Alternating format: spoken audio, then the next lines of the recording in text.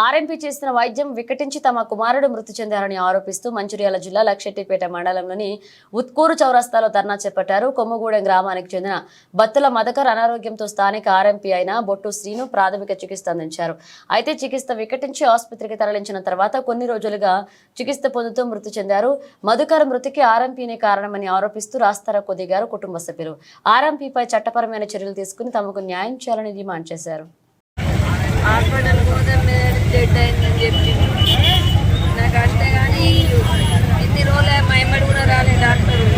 ఏమైందో చూసేసిన మళ్ళీ ఇప్పుడు అని కూడా చెప్పడానికి రాలేదు. మాకు నేను ఫోన్ చేసిన కొద్ది పారాలు ఇలాంటి 7 రోజులైన కొడుకు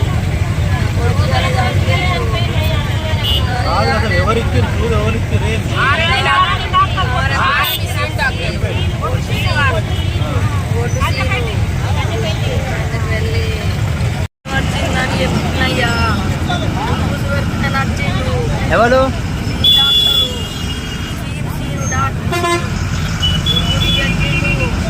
నా కొడుకు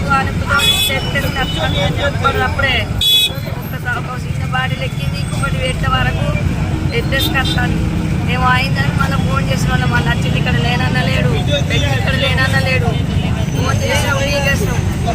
అప్పుడే మళ్ళీ రియాక్షన్ వచ్చింది కావచ్చు, మళ్ళీ చేసిండు.